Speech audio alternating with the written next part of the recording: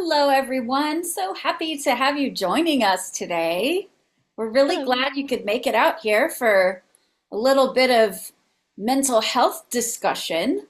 We are excited to be talking about some of the issues that come up in almost every artist's life, if not every person's life, whether they consider themselves to be an artist or not.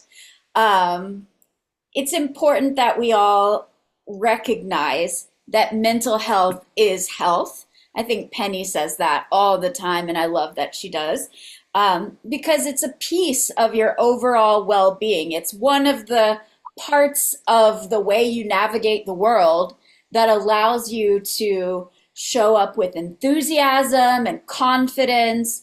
So, the more you are paying attention to the health of your mind and your brain, then the more adventures you can have with fun and joy and creativity. So that's the focus of our conversation here tonight is all the different ways that you can build your confidence and build your creativity for a career in a profession related to art or programming, movies or film. And we've got some amazing and brilliant panelists here to talk with you. Let's get going with this. Let's talk about building your confidence and being a rock star in a creative career as far as it relates to mental health. So I am Holly Puckett, and I am the career coach at CG Spectrum. But I've had next month, it will be 6 years that I have been talking to people about their careers and their goals and the strategies that they use in life to achieve the things that will make them happy in a professional sense. But there's so much more to your life than just your career. There's how you navigate your relationships. There's all the fun things that you're doing for your craft hobbies or whatever else you might have. But if you were a student or an alumni of CG Spectrum, then I could be your career coach. And my job is basically helping students and alums with achieving whatever it is that brought them to want an education in CG Spectrum. So, networking, advice about where you want to go for your career, how to find employers, when and how to apply. I help folks with their CVs and with their covering letters to chat with employers as well as their LinkedIn profiles. And then also, if you get an interview, I can help you with practice and preparation for interviews. So that's kind of what a career coach does. My background is law, but before that, I had a background in psychology and theater. So I have a lot of focus on people. I just like what they do and how they do it. So that's my background, and that's why I am a career coach at CG Spectrum. But I feel like we should talk a little bit about who the panelists are. So that was me just introducing. And then this is kind of where we're going to go today in our conversation. Some of the different subtopics that we're going to get into. And everybody else has been so quiet so far. And I want to change that because we'll introduce our other speakers and then we'll get into the content of this conversation. So our overall focus for the school is very much on being a world-class training program for computer graphics artists and programmers. So whatever it is that you are interested in having to do with visual effects, game development, animation, digital painting, and more, we work with folks all around the world to join them with mentors and trainers and teachers who are working in this industry and give them the skills that they need so that they can feel confident to contribute well in this industry starting from day one. And we do it all remotely, and we love that format. So if that's interesting to you, then we will give you some information on how to get involved. This is one of the many things that we talk about in addition to our core curriculum, which is summarized on this slide here. And so, without further ado, I would like to introduce our panelists, starting with Karen Walker. And Karen, if it's okay, I'm going to let you talk about your background because you're going to be better at it than me. Yeah, thank you. I'm Karen Walker. I'm here in regional New South Wales, Australia, and yeah, I'm a clinical psychologist. I've been a clinical psychologist for about 15 years. It's something I did after I had my children. And I absolutely love being a clinical psychologist. I've worked in employment, I've worked in drug and alcohol, I've worked in forensic psychology. Now I've got my own private practice, and I work with a combination of clients and supervisees, and I work with clients from age 18 up to 82, a lot of like anxiety, depression, relationship issues, confidence, self-esteem, and I'm really excited to be here today to, support you guys in whatever way I can. Thanks, Karen. Now, Mags. Over to me. Hi, everyone. My name's Magdalena Bisogni, but because that's a mouthful and I live in Australia, we love shortening a name. So Mags it is. I've got about 25 years now experience in visual effects predominantly. I started in production and worked my way through to becoming a recruiter and talent manager for some medium kind of to large or even small, you could say, small to large visual effects companies based here in Melbourne, Australia. Some of the credits, I've got some of the movies up there that you might know: Spider-Man Far From Home, Captain Marvel, Jojo Rabbit, John Wick, and Game of Thrones, which is pretty cool for that one because the team that I was working with, we actually won an Emmy Award for that one. That was the famed Battle of the Bastards sequence. So if anyone is familiar with that sequence, I had a hand to play with a very large team. And so I've also recently been involved in building or helping to build the bachelor's degree that CG Spectrum now offers here in Australia. We offer it worldwide, but it's based here in Australia. And so that's been a really exciting journey to not only embed some of the core curriculum that we do at CG Spectrum, but build on top of that with the additional skills that a bachelor degree requires, which is tied into exactly what industry wants. So I bring all my industry experience to that, and that's been really cool. And that's me. Thanks, Mags.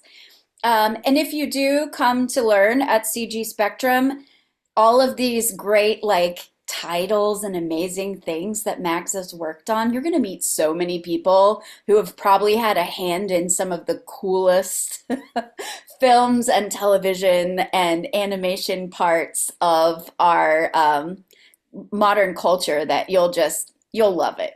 Yeah. Now, Penny. Penny, the coolest concept artist to come out of CG Spectrum, dare I say. You're a little biased, aren't you? No. Maybe just a touch. No, I'll Tell us try to be about as you, Penny. cool. I'll try to be as cool as the rest of these lovely ladies that are here with me in this panel. But yes, I am Penny. I am the student experience manager for CG Spectrum. But I have I have quite a journey with CG Spectrum to this point. I have been a student. I enrolled with CG Spectrum back in 2020 for the concept art and illustration program. I've gone through the ropes. I'm very much a mental health enthusiast. I do really, oh, first of all, I want to say happy Mental Health Awareness Month for all of you.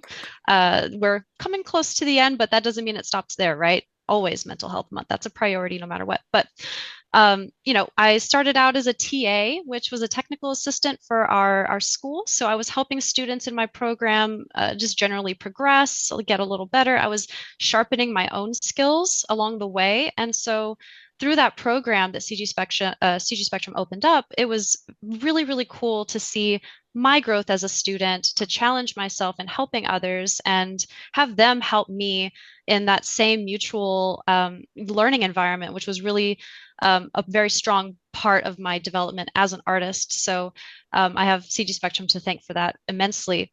And now that I've kind of grown from that role, from becoming a TA to a head TA managing a small team of our technical assistants, I'm now a student experience manager in our community team, our operations team, helping students find their footing, to put it lightly, right? Like just a way to, as a resource for students to have a way to reach out to someone, a point of contact that they never feel lost. They always have a friend, myself, who's there to help guide them.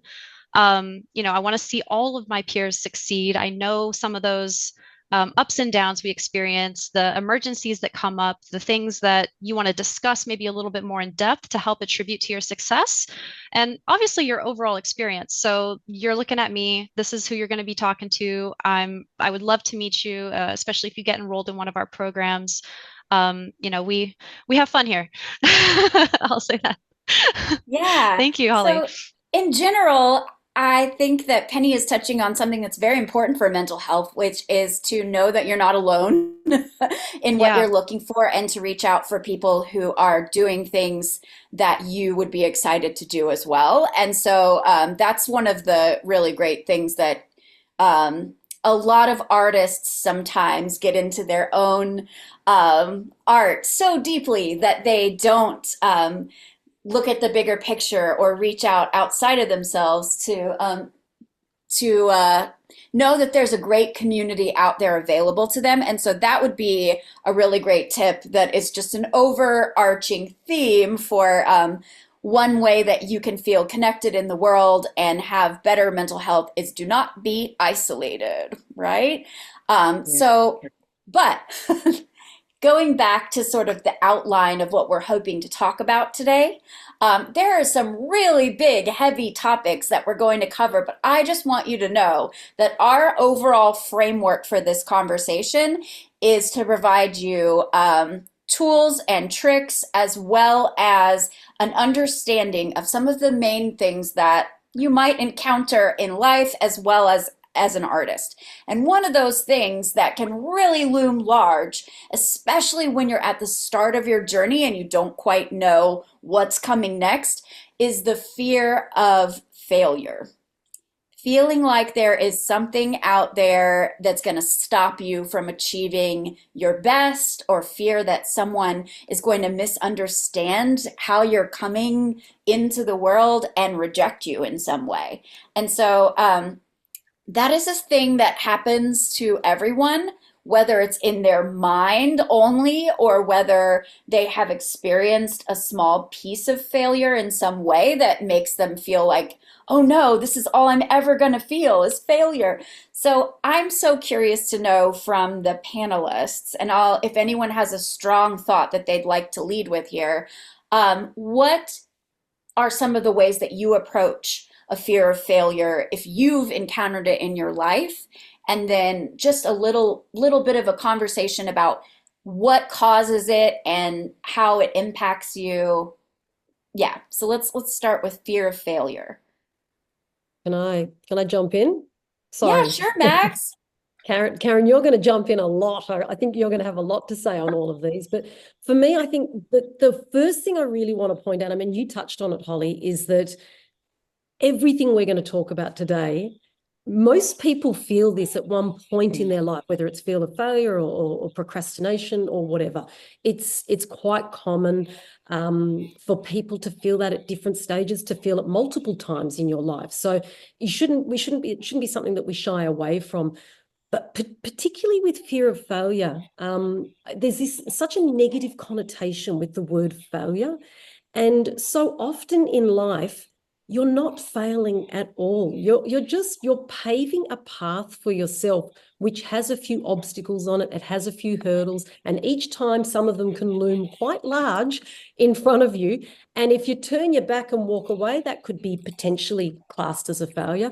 But trying to jump over that hurdle and knocking it down in the process, that is not failing. That is actually building resilience and grit, which is what we need in life to get us through. And the other thing, which I'm sure Karen can attest to, is that fearing failure, it's kind of it's a natural impulse of humans. We are kind of designed to fear failure in certain situations because it means, harking back to our days when we were, hunters gatherers and stuff. We needed to be primed to fear, to have fear and anxiety, for that. I always get it wrong. Fight or flight. That's the right word, isn't it? Fight or flight syndrome. We are primed to feel these emotions. And sorry, Karen, I'm going to throw to you because you clearly have some, I can see you nodding. And Yeah, because I was thinking about like evolutionary theory, which is what you're talking about, Mags, is that, we have to think about like the brain, and our brains are designed for survival, not for happiness. And so back in Stone Age times, like our brains were, designed so that we could keep on hunting and gathering and having shelter and all of those things and all of those resources, which meant that it increased our chances of survival. So the brain's very efficient at keeping us alive, but not necessarily intelligent at looking at the resources we have around us. So as you were saying, Mags, we're primed to have this fear of failure because the more I have, the greater my capacity to survive is. So I think reminding ourselves that, oh, okay, this is just my brain tricking me, is something that can be helpful. This is just like a primitive part of my brain that's saying, that I'm going to fail. And so I have to keep doing more and more and more and more and more and more and more, and to get to the point of survival. But I was also, when we're talking about, I was also thinking about this fear of failure that people have and how often it's illogical and irrational when we use our evidence-based thinking. And I was thinking about one of my clients, an incredibly intelligent man, very high achieving in his field, a lawyer, nominated as top lawyer in Australia for a number of years, still felt like he was failing. So, you take that sort of step back and you look at the evidence, you're like, there's actually no evidence that you're failing. But also on that topic as well, like when we're beginners at something, there's also increased fear of failure. I think reminding ourselves as well that A, it's a common experience.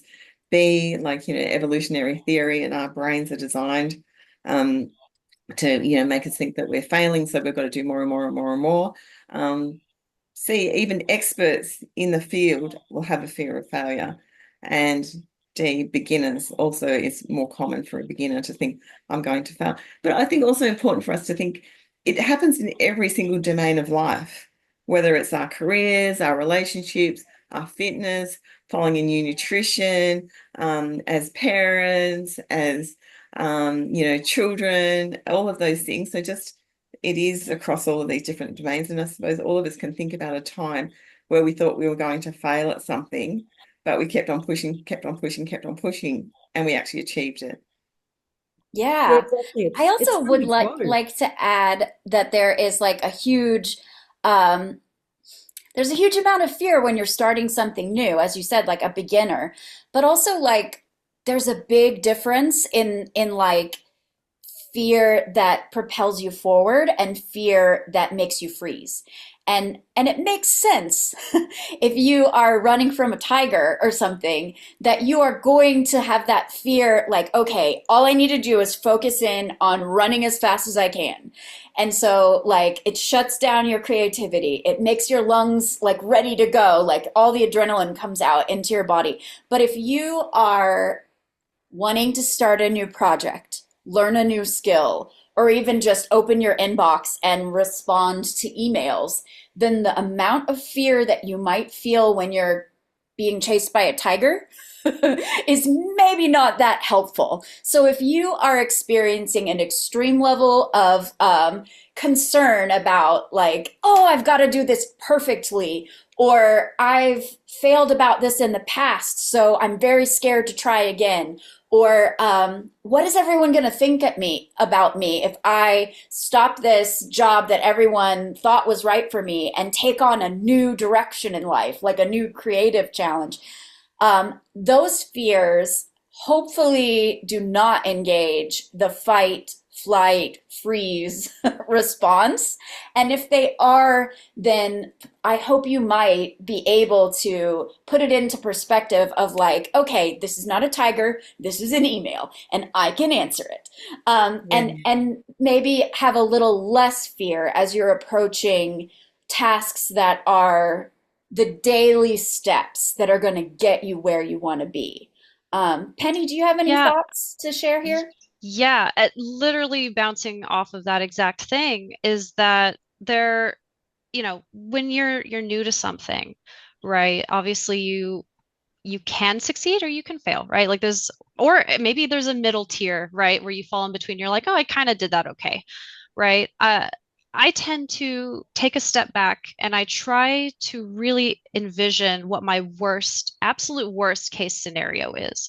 And while this is all situational, everyone's going through their own unique challenges, their own unique sort of things they have to overcome. And by goodness, if you're a parachuter, you would absolutely want your chute to succeed and you to jump off that plane successfully, right? But like in our normal day-to-day lives, I don't know, right? Like try thinking of it in this way. Like if you're an artist, if you're a creative and you're working on a project or you're trying to start a new project, um, what's the absolute worst case scenario of you not being able to do XYZ? And if you really break it down into that kind of more tangible, I want to say, rational thought of, okay, worst case scenario is I didn't get that one skill, or maybe I didn't get to practice that one skill as much as I would have liked. There's obviously the option to try again. There's no wall that all of a sudden, encompasses your keyboard and shackles you prisoner, right? Like you're able to access your technology, try again. Um, and there's ways for you to kind of maybe preconcept a plan B, right? So like if you have something set up while you're about to go on a new adventure or take on a new project or tackle a new task, go into that with maybe 5 to 10 minutes of pre-preparedness that says, if I do fail, at least I have this, and that I think helps encourage us to critically think a little bit about what it is we're doing and see our progress more as tangible tasks that can be complete when you're ready to complete them, because there's always that in between gray area of I need to do maybe a few more practices or a few more skill building, or a little bit more skill building before I can tackle XYZ. Maybe that's the root of my failure necessarily, right? And I think reframing it that way, thinking of it very literally as something that you can individually, small step by small step accomplish, your fear of failure will, it will never go away, right? Like that's an artist's life, right? We always fear this, right? But it will be more manageable and it will be a little bit more in your in and you will look at it in a more realistic way, I think. Um, Mac, or yeah, Karen, do you have any final thoughts? We probably should move to the next topic after this. and the thing I was thinking of, like, what is actually failure? Yes, Like what is failure? exactly. Like how do we define what is failure? Is failure trying and succeeding? Hmm. Or is it sitting and doing nothing? Success looks different to everybody, Mm, finding out Yeah. what that is and maybe balancing that with your expectations that are again within like a realistic kind of general upward progression, but maybe not shooting for the moon immediately, yeah, you know. yeah. Yeah. And I There's suppose, all- yeah, exactly. And my last thing was like, managing your self-talk around it with kindness and self-compassion. Hmm. Yeah, because we can be our own worst enemies when it comes to things like this. Okay, moving on to procrastination. This is the topic where I'm like, "Oh my goodness. Can somebody please help me with my procrastination issues because I got some." So I would love to hear. First of all, I need everyone to fix me. And then maybe if they're helping me with my procrastination, somebody else can transfer it over and it'll help them too. So how do you approach procrastination? Like what does it look like for you and what do you do when you are experiencing it? Karen, can I start with you? Me personally, I think about the consequences of procrastination. Like it's not going to go away. It's actually Mm, going to get worse. It's going to impact on my ability to do the things that I enjoy doing. So for me, I would procrastinate about case notes. Like, that's like one of the hardest things, for me. But if I don't do it, it's sitting there in the back of my head the whole time. Oh, you got to get that done. You got to get that done. You got to get that done. hmm And so then that impacts of my enjoyment of the moment. And it's harder for me to be, mindful and enjoying life if there's something sitting there that I need to get done. So I will break it into small chunks. I'll be like, okay, sit there and do 4 case notes and then do something pleasant for 10 minutes, go back and do 4 more case notes.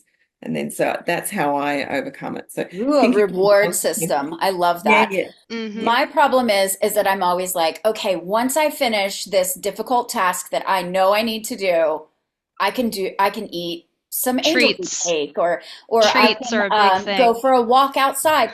And then I'm like, yeah. well, I know I'm going to get it done. So I'm going to go ahead and reward myself before I even start. So anyway, okay, Mags, tell me a little bit about how you approach procrastination. Is this a thing that you really have struggled with, or are you pretty good about getting your things done? How do you do? No, no, no. I'm a massive procrastinator, and to be honest, it's getting worse as I get older. Oh, Um, great.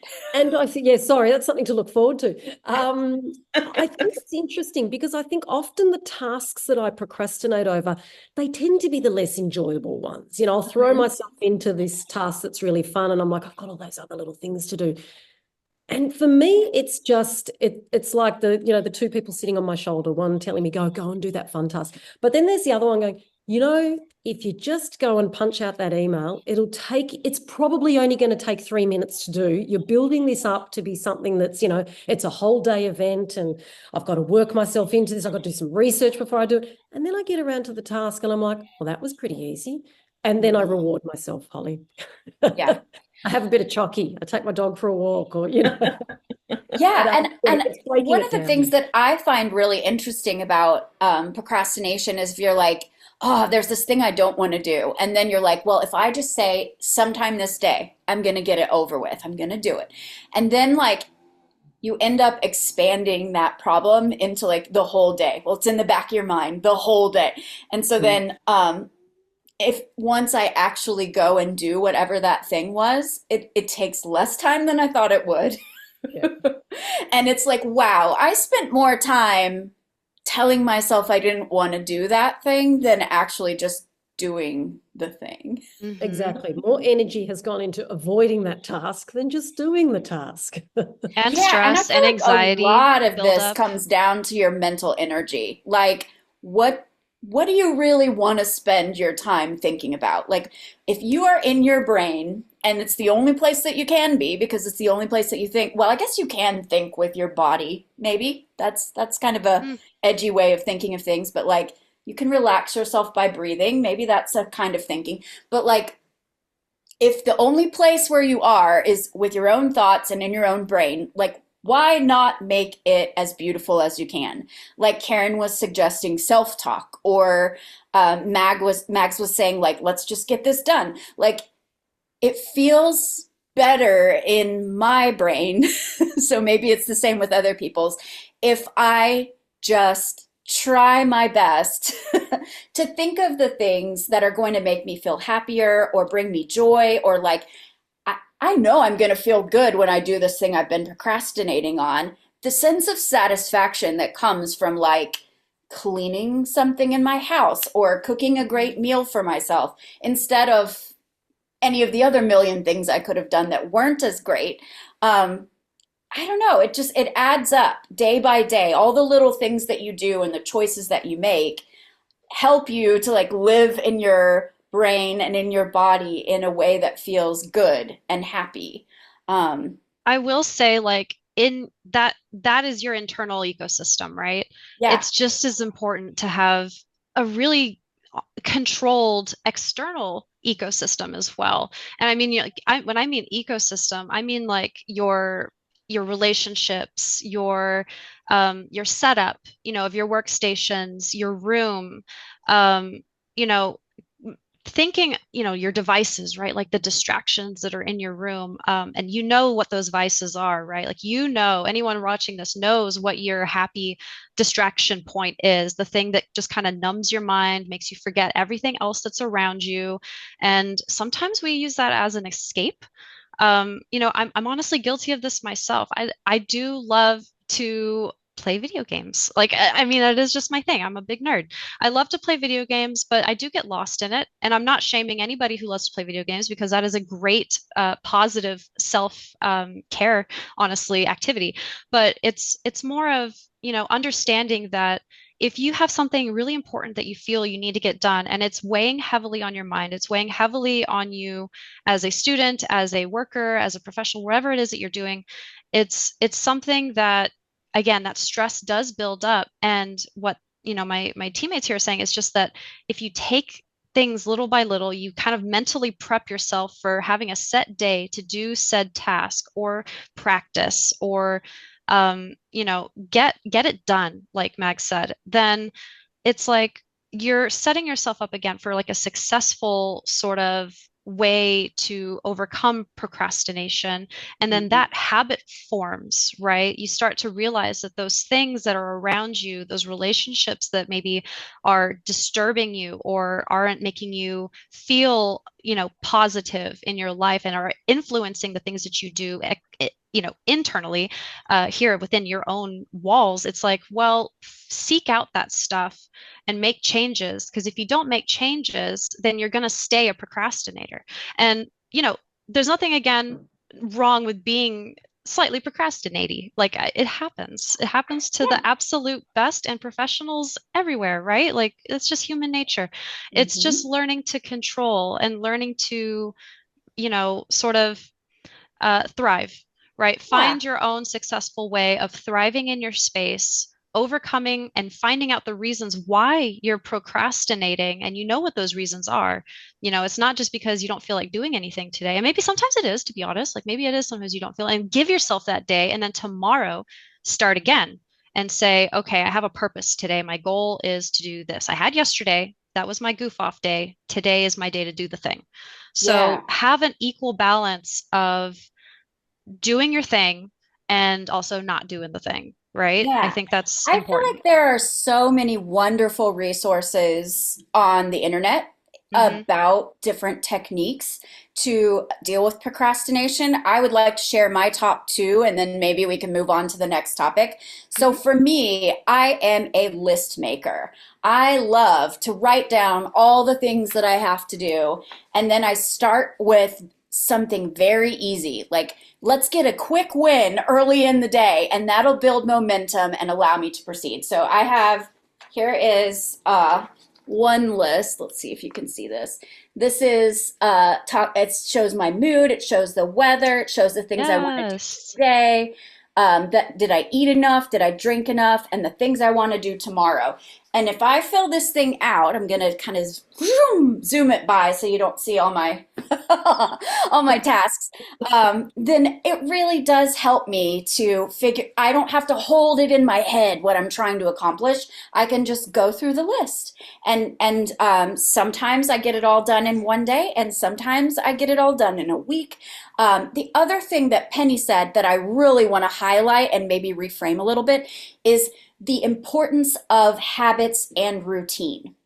If you know that you want to be an artist, what does that look like in your life? If you Hmm. are able to spend some time doing the things that you know are who you're hoping to be in the world, um, like sometimes we have to do other priorities in the world, like go to doctor's appointments, love and care for our family. All of these things are very, very important priorities that we should, keep in the mix. But like having habits and having routines that allow you to prioritize the things that are most important to you allow for you to succeed and not procrastinate. If you know that your goal is to be a world-class artist, then every day you want to do something to move that forward, because at the end of a month, if you kept putting that aside, then your whole life is built on tiny little moments of building the habits and routines that are going to allow you to achieve your goals. So keep that in mind if you are thinking about what you want to do in a day. Obviously, your priorities may have to shift based on emergencies or other people's needs or your own assessment of what is most important in that day. But if you're able to sort of step away from the big picture and say, what today can I do that gets me towards that big picture? For example, if you're a student, spending some time on your lessons makes a lot of sense for helping you to achieve your goals. So, my anti-procrastination hacks are writing things down and then developing a routine that moves you forward with the things that you've kind of been avoiding or you know are too big to take on in one big swoop. Okay, moving on. Ready? Next topic, imposter syndrome. First of all, does everybody know what imposter syndrome is? Does somebody want to try to define that on our panel? I can, in Leighton's terms. Yeah. It's literally that nagging, lingering, persistent inner voice, I guess, of self-doubt. It is just Mhm. self-doubt incarnate.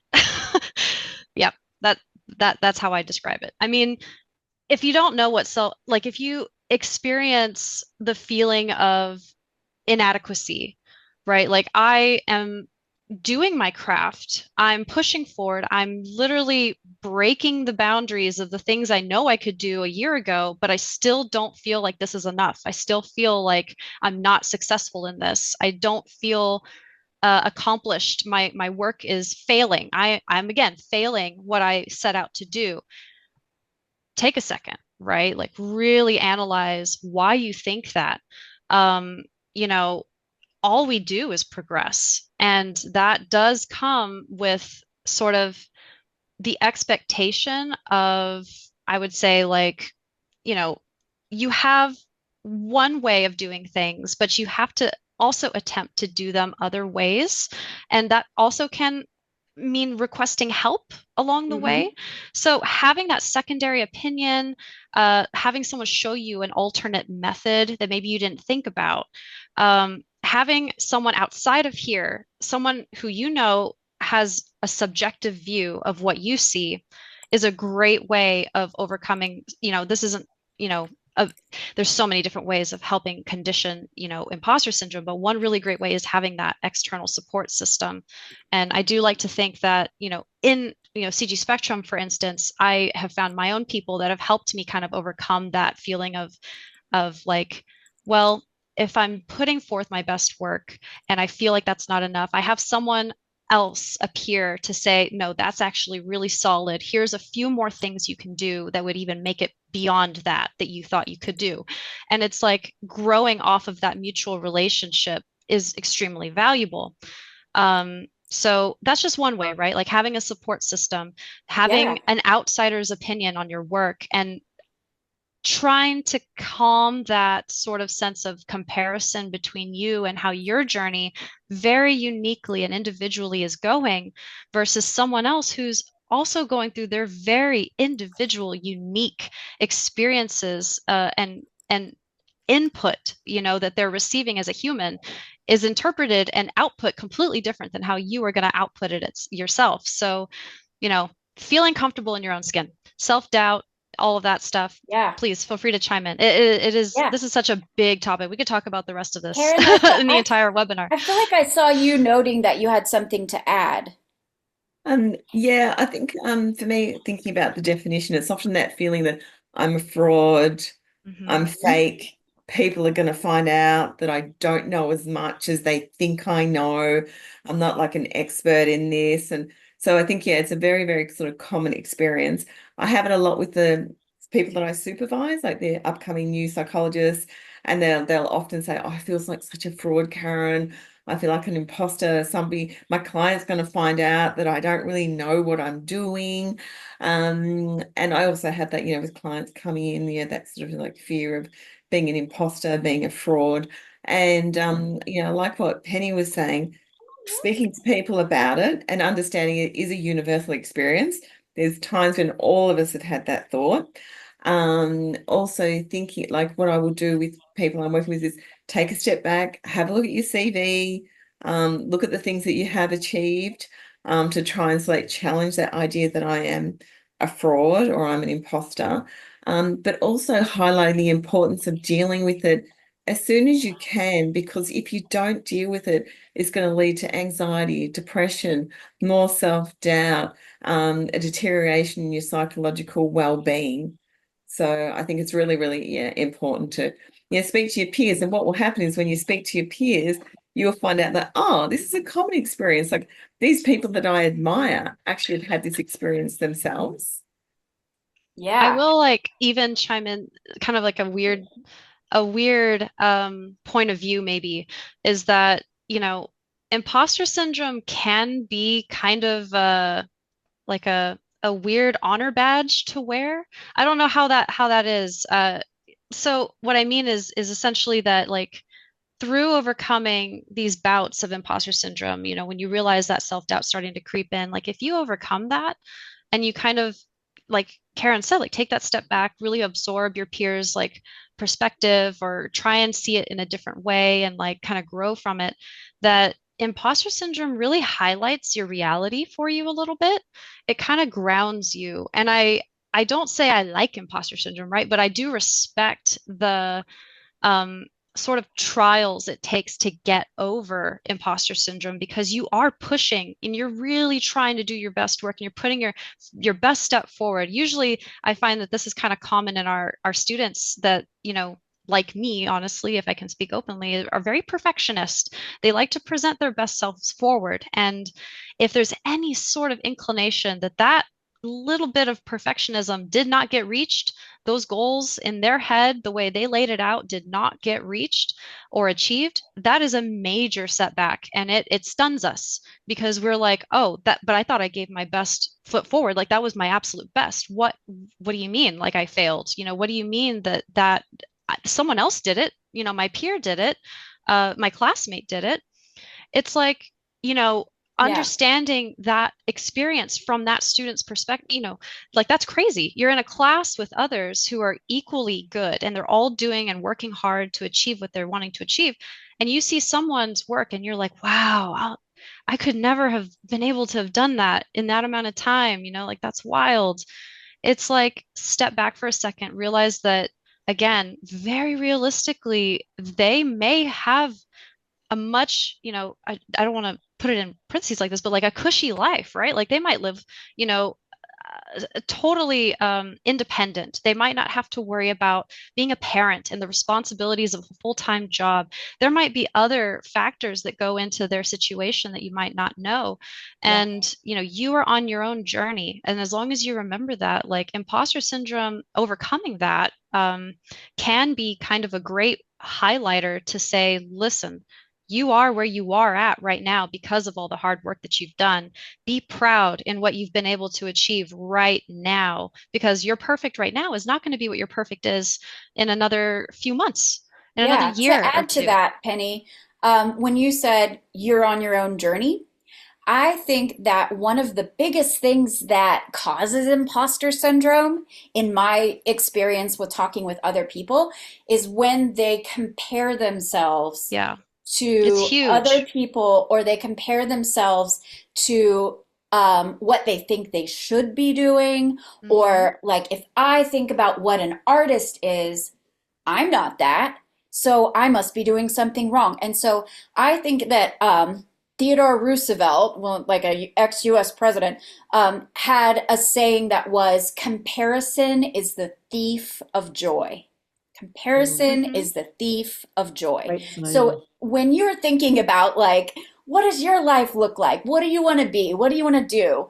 If you are looking at someone else's life and what they're being and doing, like you can't match that. You can only do the things that align with what you're made to create or what you're made to contribute in the world. I helped someone apply for a job recently, and they were so sure that they were not going to get this job. But it was like they brought the job to me and said, I think I'm perfect for this job, but there's no way I would ever get this job. And I was like, well, why don't you just apply for it and see what happens? So I helped them with their materials and I agreed with them like, this job was made for you. You were made for this job. Like, go for it. Just see what happens. And they went, they did. They applied. They're like, well, I'll never get it, but I'll try. And they got an interview and then they got a second interview and then they got the job offer. And the employer accidentally sent them the note sheet where they said what they thought Oh, of them and the other candidates. And it oh was my such an goodness. interesting experience for that person to read how they were perceived when weighed against the other candidates.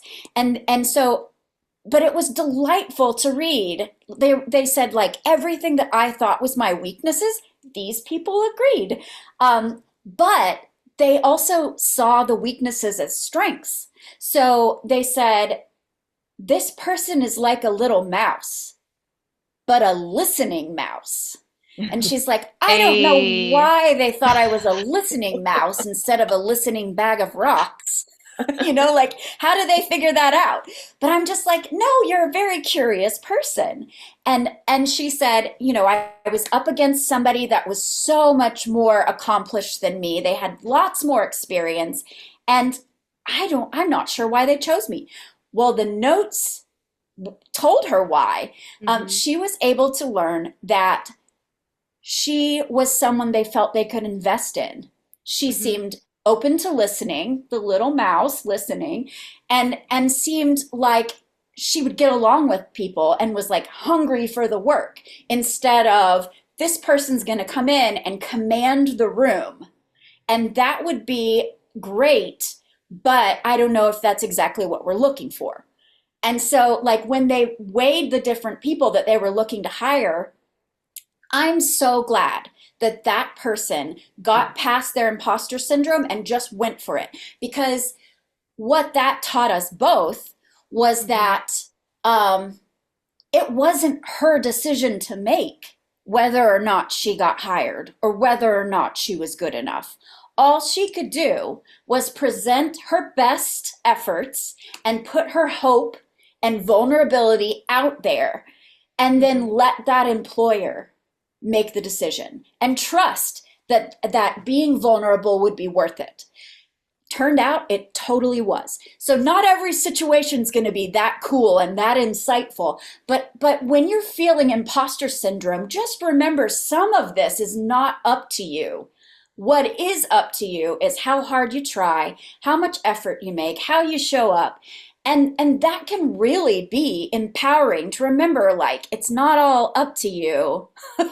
So we've got a really great question from Michelle in the chat. Any advice for combating imposter syndrome when you're unable to find work in a poor job market? This is a trigger. Yeah. Mags, we haven't heard from you on this topic, and I actually feel like you might be a really wonderful comfort to someone, given your background. So, would you mind responding to that and also sort of talking about imposter syndrome a little? Yeah, sure. I think you touched on a really good point, Holly, that sometimes when you're going for a job, you have no idea what the company is actually looking for beyond the job description. Obviously, the job description has criteria that you need to ideally be able to hit, or, be able to hit 80% of them. But there's a whole lot of other things going on that they are never going to put on a job description. And like you said, they might have had some bad experiences with people who don't listen, and they're like, you know what? this is the role we're looking for. We need someone who's going to listen. You can't put that on a job description. So I think it's always good to go in with a really open mind about, like you said, put your best self forward, not knowing what it is that they're looking for, but just hoping that your best self will serve up to them. Now, Michelle, I think it is hard when you have a lot of setbacks. You put yourself out there and you don't get the job. That's fine. But do remember that when you put yourself out for a job, the people that are interviewing you, they have no idea if you've been for 100 jobs, in the past week. So again, try to separate yourself from that. And I think the last point on our slide, the challenging negative self-talk, I cannot talk about this enough. We are our worst critic. We have the little person sitting inside our head telling us all this negative stuff. And the more, and Karen will attest to this, the more negative you are wiring your brain to think in those negative ways. You have to have positive thoughts that counter them. So, Michelle, my advice would be you need to put aside your imposter syndrome. You've already achieved a lot. Even coming to a webinar like this shows that you are interested in trying to better yourself in certain ways. Put your fear of failure aside. Put yourself out there. Put your best self out there, knowing that you've done everything you can to upskill, to develop, to create whatever it is, and give yourself that positive reinforcement when you go for a job. That's my advice. And one of the things I thought of with Michelle was she said it's a poor job market. So it's recognizing it is a poor job market. So that means it's going to be harder and harder to get to where you want to get to. So I think, just acknowledging this is a challenging, poor job market. Of course, it's going to take longer for you to get to where you want to be in comparison to somebody who's entering a job market where there's more opportunities. Yeah. And you can't, there's so many things that you can control. The job market is not one of them. Only worry about the things that you can control, and you can control your own world.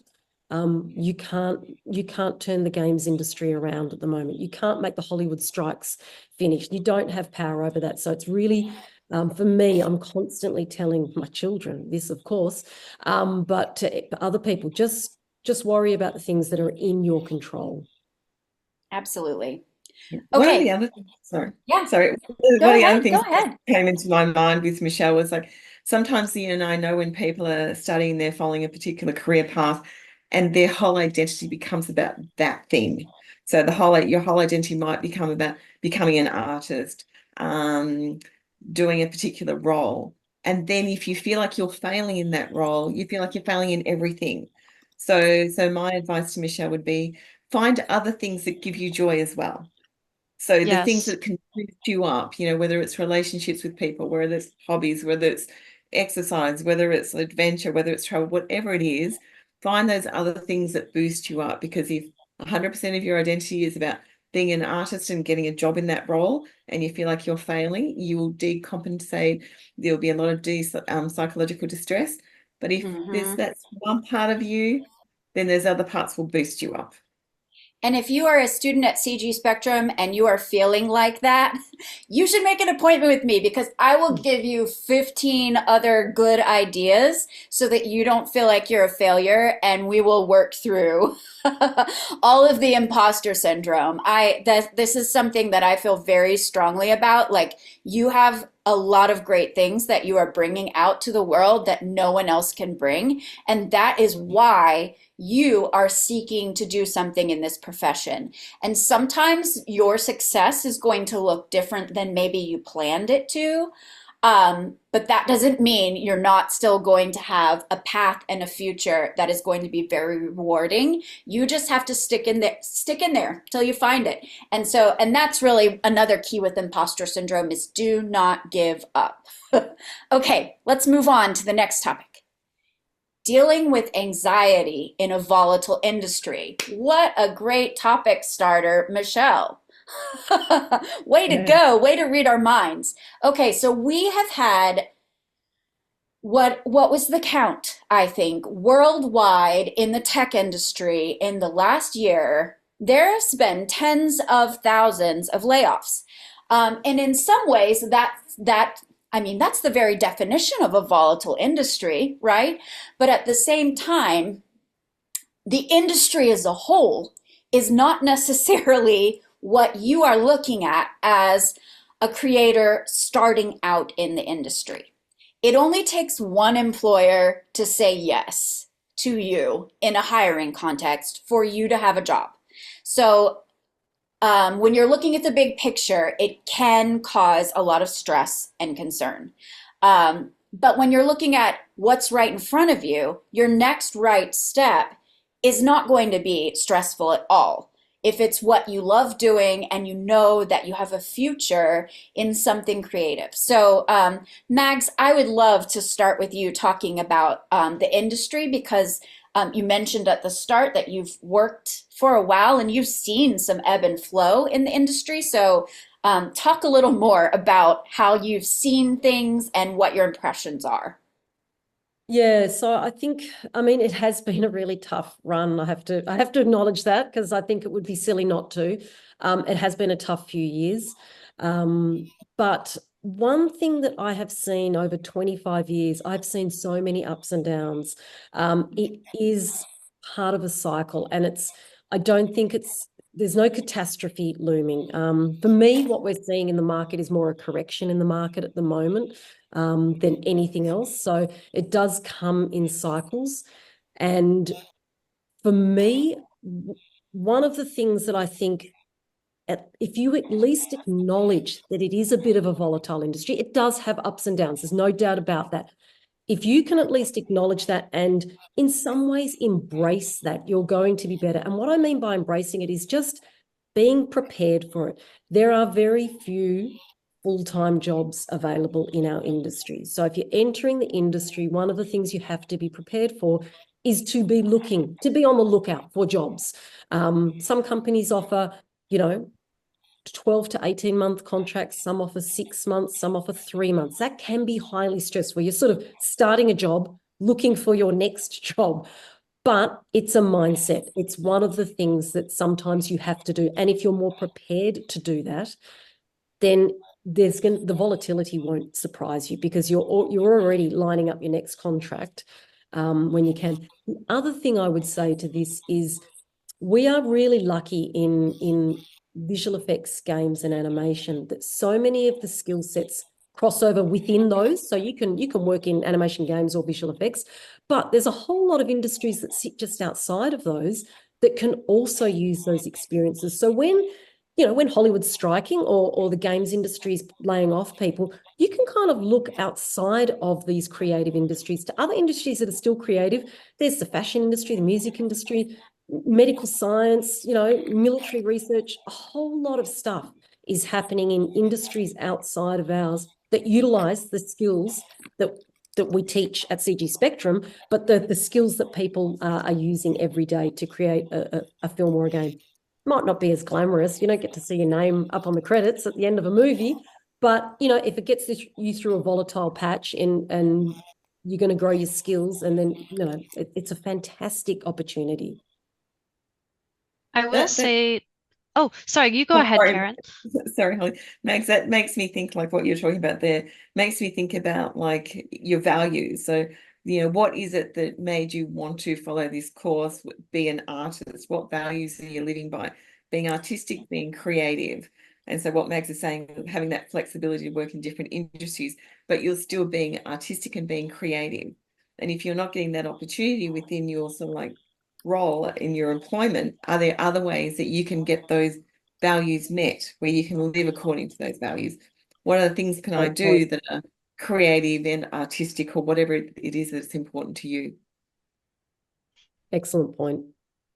Yeah, I want to say too, like, I mean, it's never great feeling, right? As a student, I'm kind of looking at this like how I am currently right now, still trying to gain skills, still trying to find like that like amazing, comfortable freelancing kind of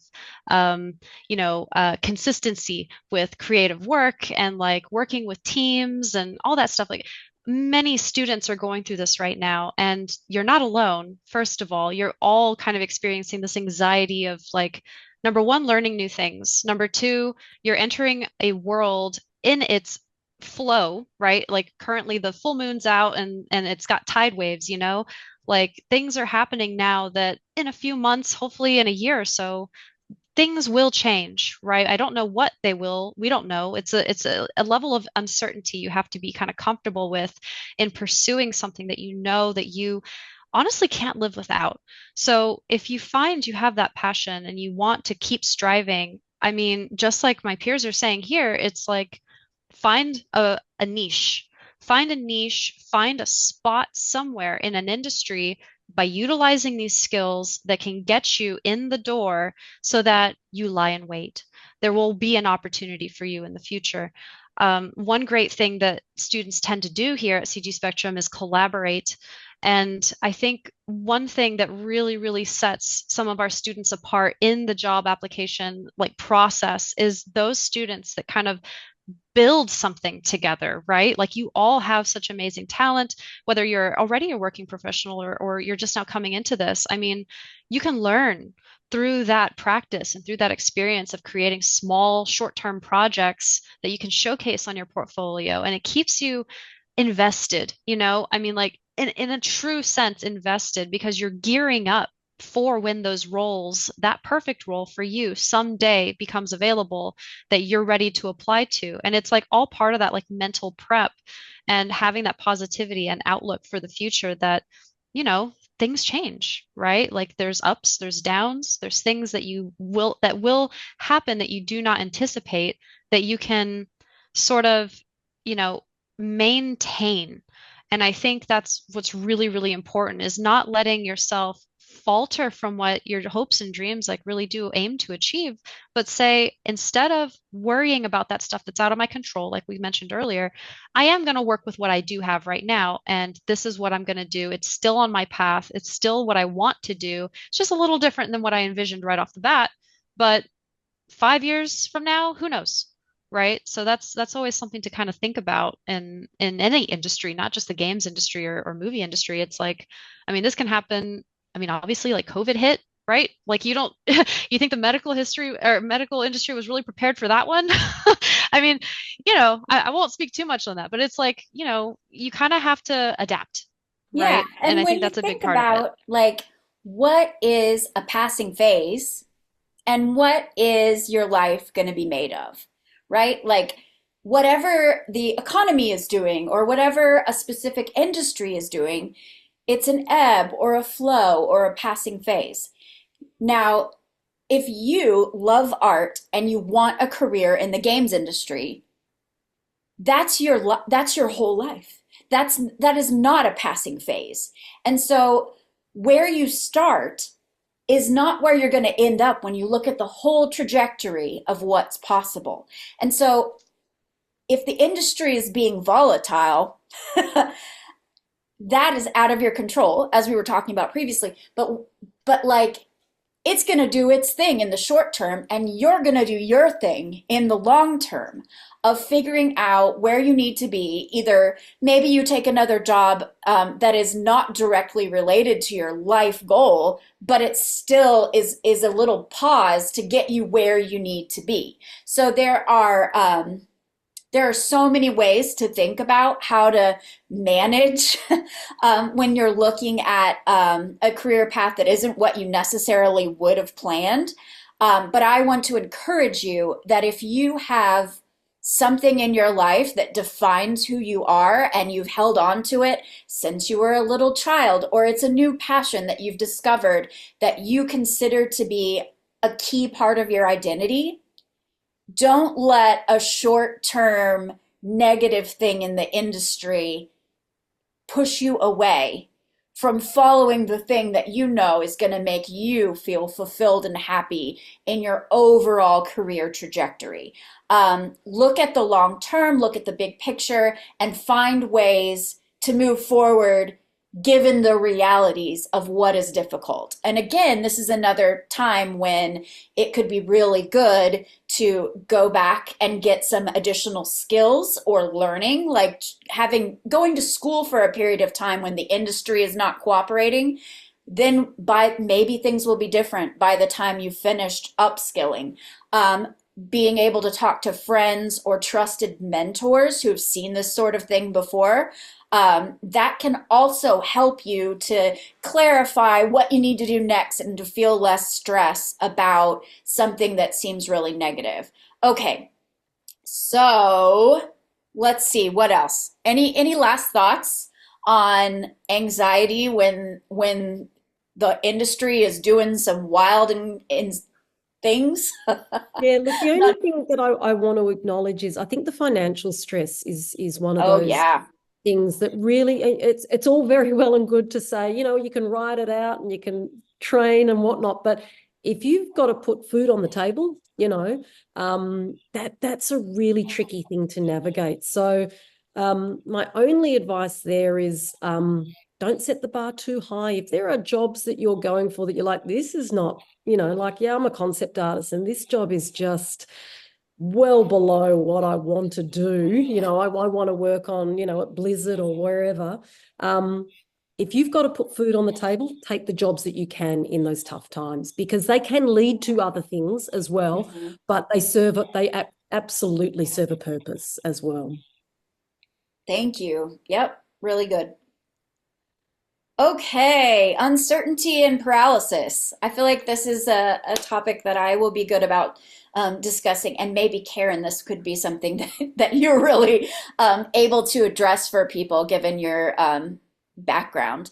Um, so uncertainty is just a part of life because no one can tell what the future is going to be. I recently read a study that said that when people are faced with uncertainty, they would much rather have something negative resolve the uncertainty. Like, I would like a job, I want my dream job. But rather than sitting and waiting with the uncertainty of whether or not I'm going to get that dream job, I would actually rather receive a no thank you so I can move forward in a different direction than sitting there with the uncertainty and waiting to see what's going to happen. Can you believe that? I was surprised by that study, but also I can understand that. It's very hard not to know that something you care about or something that's very important to you um, isn't necessarily guaranteed, because that's actually really, really true in life. That sometimes it isn't necessarily like true love does not mean that your marriage is going to work out. A deep love of concept art does not mean that you are going to get your dream job in the first year of seeking work. Um, there's a lot of things that people feel really positively about that might not come to pass. So, understanding that there is a little bit of a gamble involved in trying something new or in stepping out of your comfort zone, um, it's really good to acknowledge that, like, no one knows.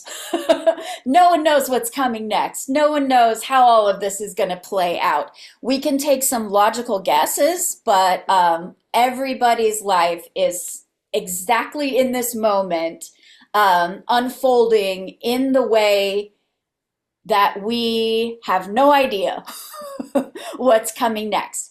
And so I think one of the ways that I think about uncertainty is that I like very much to set goals for myself.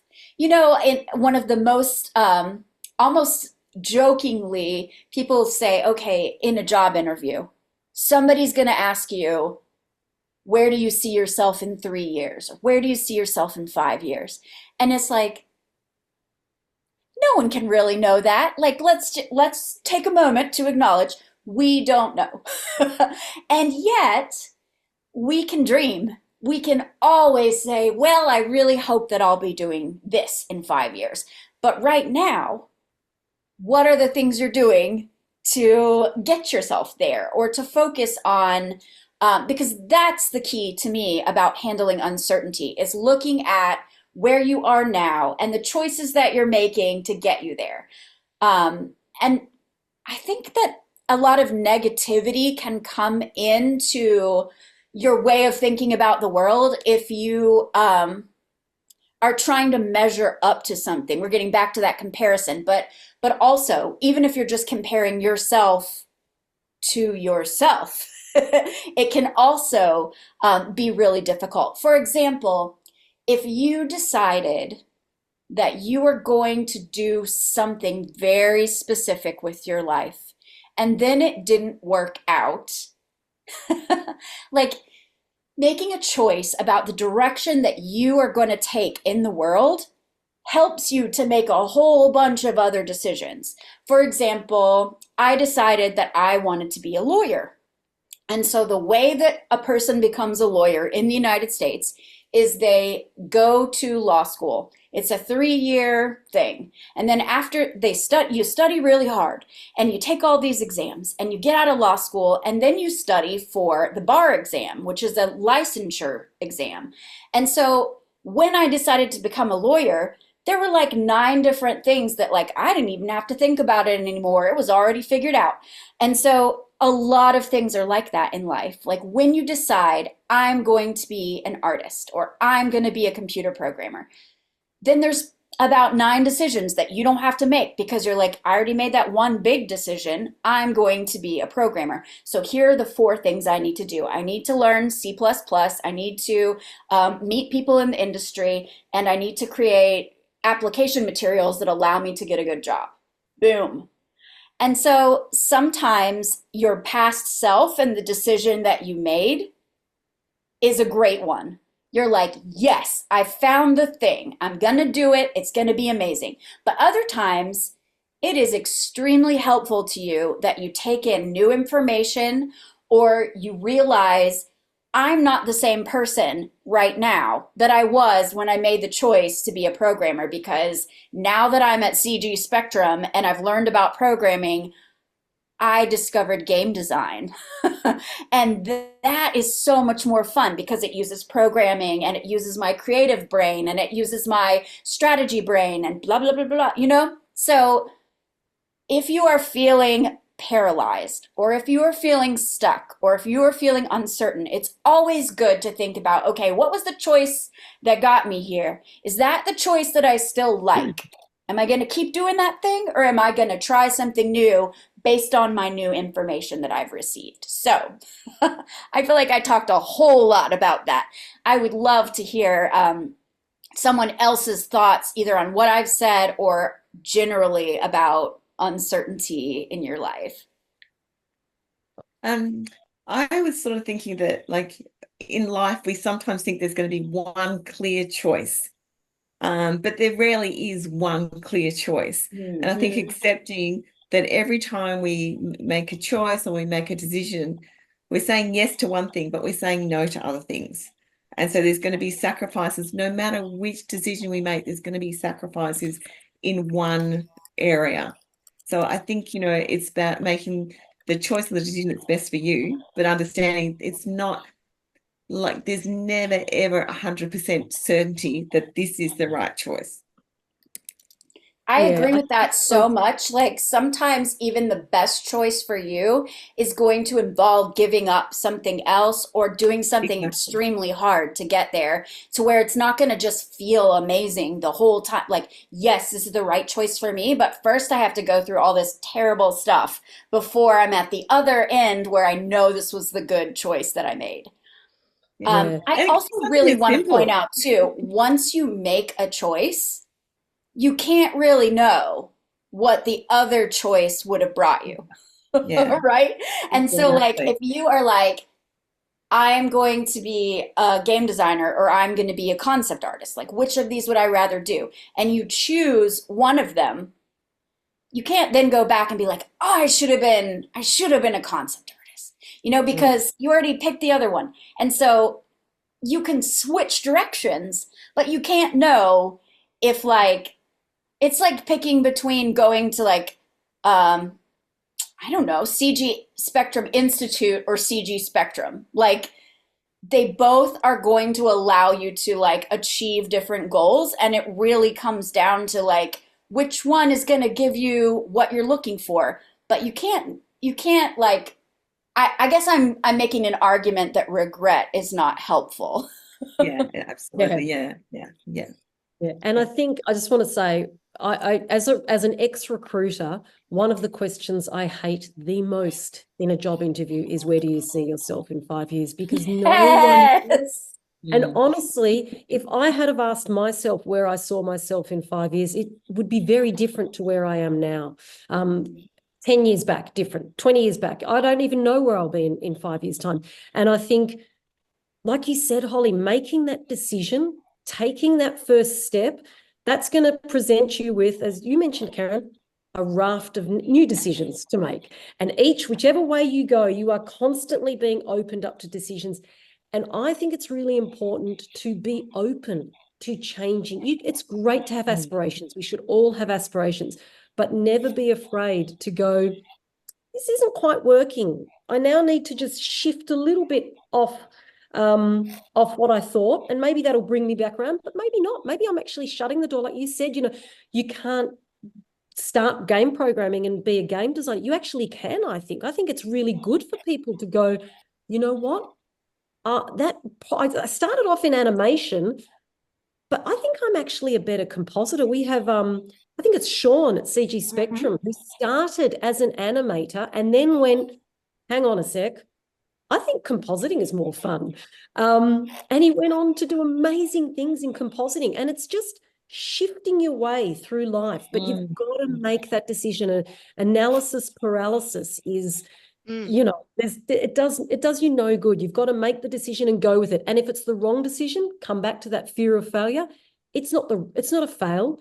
It's just a way that you've grown and developed and learned, and then you shift back to wherever you want to go. So you've got to be flexible and adaptable, I think. I love pointing out to people that I speak to that you can never know how all of the things you've done up to this point are going to help you with whatever it is that you're about to do next. The foundation that you've built from the choices that you've made and all the things that you've learned up to now in your life, um, they help you with the uncertainty. And as Max said at the very start of this conversation, every person experiences uncertainty. Every person experiences imposter syndrome. The only people who aren't experiencing uncertainty and imposter syndrome are either like not alive anymore, or they have narcissistic. experienced something very much like that to where they don't need to feel uncertain. Like the first time you try anything, you are not going to be sure about it. And so have confidence in yourself, even when you're uncertain, that like it's perfectly fine that you're feeling uncertain because this is a new thing that you're going for here. It's the first time you've ever tried this, or for Yeah, me, it's the first almost. time I ever managed someone. So of course I'm going to feel like, oh man, like, is anyone even going to listen to me or think I'm doing a good job here? Well, maybe, but maybe not. Let's just go for it and find out. So I just really like uncertainty is normal and it is okay. And the more that you can feel it and just go Tolerate any like it's okay. It's good to feel uncertain, but you just do your best anyway. it. Okay. Exactly. Anybody else want to have a last comment on that one, or shall we go on to our next topic? I just like that gather sufficient information and weigh options, because often what I'll Yes. find is like people are really struggling to know which decision to make. And then I say to them, think about this as a research phase. Go and get as much information as you can about this particular decision, and that will help you choose which path is the right path for you at this time. I love that. I heard someone say the other day, let your head do its job and let your heart do its job. So your head has to collect all the information, but then your heart has to process that information with you. Like, how do I feel about this? Because sometimes intellectually, it can be the best thing ever, but your heart says, no, I do not like this. I want to do some other thing. And maybe it doesn't make sense, but maybe it actually is a better choice for you, even if like logically or like what everyone else is saying and seeing about you, they're like, I can see you doing that, or I can't see you doing that. But if your heart and your head have told you that you need to go do another thing, then you should go do that thing. Um, okay. Yeah. One last thing is that also kind of circling back to what we were mentioning before, it's just that, you know, realistically, right? Grounding yourself and putting your list together of all the best case scenarios and all the worst case scenarios, and then all of the little gray areas in between that, on paper look really great because that makes it more of a certain path. Like I can have any one of these on my menu, right? Like a certainty. And so, when the uncertain, when you overcome that, I should say, and like something does happen and it's for the good or for the bad or whatever in between, it's like, oh yeah, I was prepared for that. Have a plan B, I think. Go into something with the expectation that it can go both ways, or again, many ways. Mhm. That kind of helps you just remain calm, I would say. Remain calm. Remain calm. So first about to put to how about my cat just got on my lap and I stopped thinking. um, My puppy is so sound asleep on my lap, wrapped in his little blanket. nice. Okay, so when we start to talk about self-care, all of the animals gather round. I Hmm. feel like that is like, thanks guys. Thanks guys for the great transition. This is hello. Okay, so Penny, I consider you to be like the most supportive person I have ever worked with when it comes to reminding Oh, people to take good care of themselves and be healthy as they approach their career. And so I am so excited to hear you talk a little bit about um, your perspective on approaching self-care.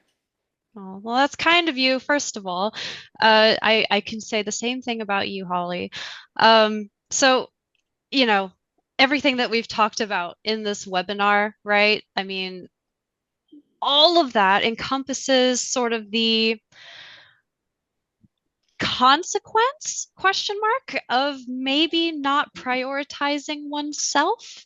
I mean, think about that, right? Like self-care is literally taking care of yourself mentally, physically, emotionally, all of the things in between, right? I feel it's so common for myself too, right? Like, I mean, I do struggle with my own self-care sometimes, right? Like that is just something natural to find what works for you and develop over time. But your self-care plan, like your own self-care routine, the more you invest into yourself and bettering yourself, improving yourself, not just like in skills and all kinds of, learning materials and all of that, right? But I mean like getting better sleep, making sure that you're taken care of, like your body physically and mentally. That sets you up for avoiding a ton of different things that we've all been talking about in this webinar so far.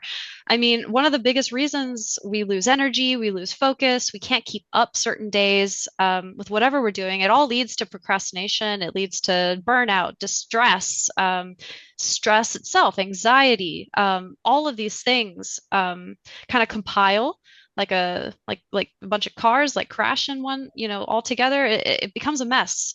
I think if we really, really sit down and think about what our body is telling us, what our mind is thirsty for, and we give it what it's asking for and recharge that battery that we all have, embedded in us, the further we're going to be able to last as a charge, as a whole, out there in the world, on our tasks, in our day to day, in our relationships, in communication, everything else. Like it's all interconnected and it all kind of ties back to self-care.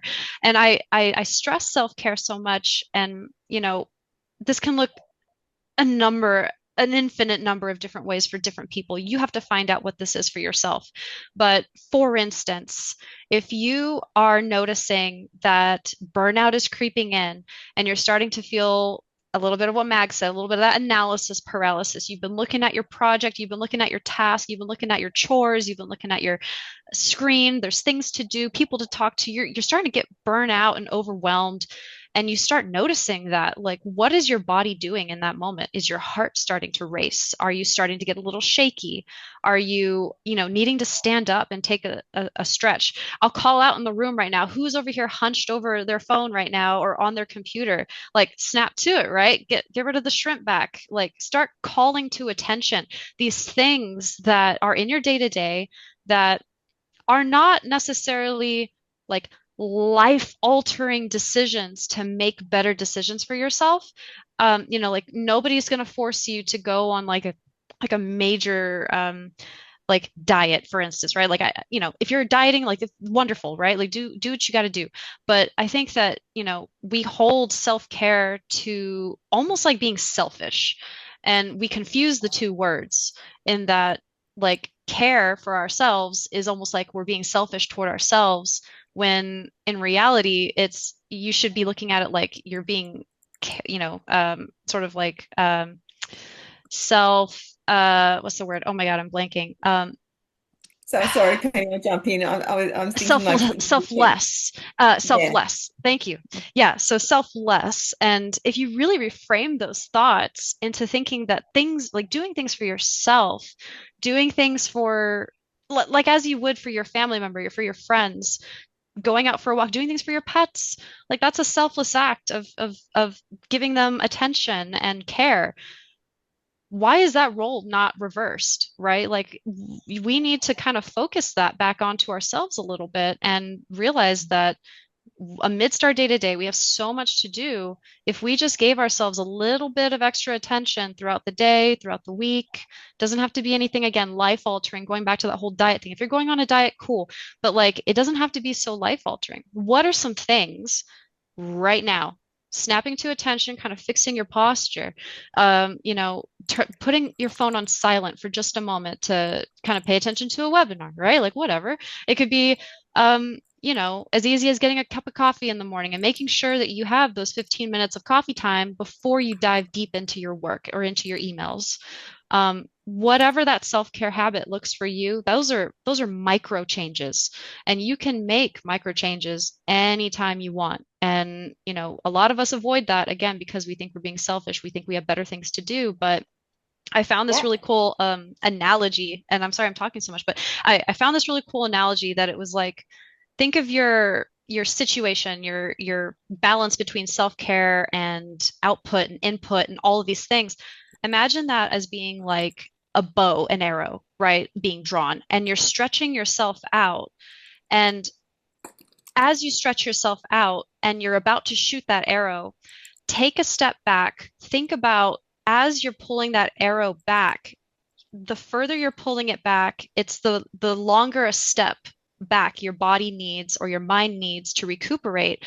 And with that power, as you unleash the arrow, that's the farther you're going to end up going with that, self-care implementation, like whatever that is. The battery will last you longer the more you take care of yourself. You can't take care of yourself if you can't take care, if you can't take care of anyone else, if you can't take care of yourself, that's what I mean. So yeah, it's definitely an important factor. I'm sorry I'm talking so much. Please feel free to chime in. Self-care is so important. It is the balance of things. Yeah. So true what you're saying, Penny, because like if I engage in self-care, it enables me to be the psychologist I want to be. It enables me to be the partner that I want to be, the parent, the grandparent that I want to be. But without looking after myself, I don't have that energy to give to others in the way that's important to me. So I think, so many people I work with, they say, oh, Karen, it's selfish if I do something for me. And as Penny was saying, is that, some people get a bit confused about what's selfish, what's self-care. But I always come back to it enables you to be that person that you want to be. Without self-care, we get tired, we get run down, we get resentful, irritable, depressed, anxious, all of those things. And so that's going to have a detrimental impact on our psychological well-being. The other thing that I was looking at was to prioritize the regular exercise, healthy eating, adequate sleep. That's the 3 pillars of health. That creates a foundation for good mental health. And without those things, like we know ourselves, even if we have one night where we haven't had a good sleep, the day is so much harder, isn't it? If we have a day where we haven't eaten nutritiously, the day is so much harder. The same with regular exercise. And I think the key thing with regular exercise is it can be, people say to me, oh, Karen, I'm not a gym junkie. You don't have to go to the gym. Find what is good for you, whether it's dancing in the kitchen for half an hour, whether it's juggling, whether it's going for a walk, whether it's going to the gym, whether it's Muay Thai, whatever it is, find one way to move a few times a week, because that is really, really going to be part of that foundation for your mental health. There was some really interesting research that was done a while ago. They had like a group of people with low level depression. They split them into two. One group went on to antidepressants. The other group were asked to exercise regularly, like 3 times a week. They had exactly the same outcomes. So it is really, like I say to my clients, I say to myself as well, these are not negotiables. Exercise, nutritious eating, and adequate sleep, not negotiable. And I think these days we often think that sleep is something we can negotiate. Oh, I only need 4 or 5 hours sleep. People are sort of trying to survive on less and less sleep, but it does take its toll on us. Yeah, your And it's like ability to, imagine. So I'm sorry, Harley. I was like, imagine like just a small change like that, for instance, Karen. It's like imagine a week even you gave yourself 1 extra hour a day to sleep. Like that adds up. Like that is an Yeah, extra like that is such a buff, right? Like how much extra power will that give you throughout the week? It productivity. really will you'll see that result. Mm. and I bet you like your ability to focus would be improved. If you're not feeling creative or coming up with good ideas, being able to get adequate rest or help like nourish your brain and your body by eating good food. Sometimes life can be extremely stressful, like depending on where you're living right now. Like we have students who are impacted by wars, and I know that their ability to show up and feel good about life is impacted by their outside surroundings in a way that's out of their control. So to the extent that you're able in your own circumstances, figure out the things that allow you to have, it goes back to routine as well. Like these things add up over time, like Penny was saying. So if you are like, usually I can wake up at 5 a.m. and be great. Like, what if you woke up at 7 a.m. and that was a way that you took care of yourself? There's a lot of different things that you can do to emphasize self-care. Um, Mags, we haven't heard from you yet. Any Yeah, no, my one thing which really ties it all up, and it's just lean into you, lean into good. what you Yeah. need. I can't say it enough. If you need the extra sleep, take the extra sleep. You know, if you need to step away from the computer because it is just doing your head in, it's just one day. Just Just put the day behind mhm. you and get up tomorrow. Lean into those things that you need to survive. Simple. Yeah. And I would like to just also take a shout out for the last statement on this slide, which is like, if things are beyond your ability to cope, if the burnout has been lasting for a very long time, or if you're not just joking about hearing the voices, but actually hearing voices that are not healthy, if you have concerns about something that has reached a crisis level, please seek professional help, because there's a lot of things that you can do on your own, but sometimes the best way to deal with it can be to ask for help. And honestly, it takes a lot of courage to ask for help when you need it on something that is so vulnerable like that. So That is a I, form of self-care. it is, and it's important that you do it because suffering doesn't have to be a feature of your life. It can be, there are great answers for making things better for you, and having the courage to ask for help, especially when we're highlighting it in Mental Health Awareness Month. Um, Hmm. it's really important to take care of yourself in small ways, in big ways. It's good for you to do that. And so I think everyone here is a huge fan of taking care of yourself in the way that makes the most sense to you. So the myth of work-life balance. Um, there's not a switch. I mean, does anyone have a switch that is like, okay, now I'm working. Okay, now I'm lifing. And also, how is work not also a part of your life? Like, when we show up in a space, the goal is that we are able to bring our whole self to one place or another place. Um, but I think the one thing that I see across like all the people that I talk to, and I'm so curious to know what the rest of you think about this, is that like if you are able to figure out what is important to you in how your life looks on a daily basis, your routine, your self-care, get all this stuff organized in a way that really helps you to thrive, then so the key, the pattern, all of this, it's boundaries. People who can set good boundaries around what they're doing and how they're doing it, how they relate to other people, that is like the magic trick to being a joyful contributor in life, is like knowing where you stop and where other people begin, where your contributions at work are um, going too far versus being appropriate and healthy. So for me, I mean, I think that there's a lot to say about healthy boundaries and how you figuring out what you need in your life and then advocating to get that can really make a big difference in the world, not just in work, not just in life. Um, but all of it. And then also work and life are kind of mushing together in the past few years. We've seen a lot of changes in how people relate to work, that have, some of them have been really, really great, but some of them have also been hurtful to people who are working in this world. And so I would love to hear a perspective from Karen about like work and integration and yourself and how all of that can fit together. I think, yeah, it's very true what you're saying, Holly, about very clear boundaries. And I think, they have been like blurred, with more people working from home now. Hmm. So I encourage people to have like a clear time where you finish work, and that you don't check your emails during, like non-work times. Like it's so easy for us now. An email pops in, we go, oh, it's only going to take me a minute, but then your head's gone into the workspace.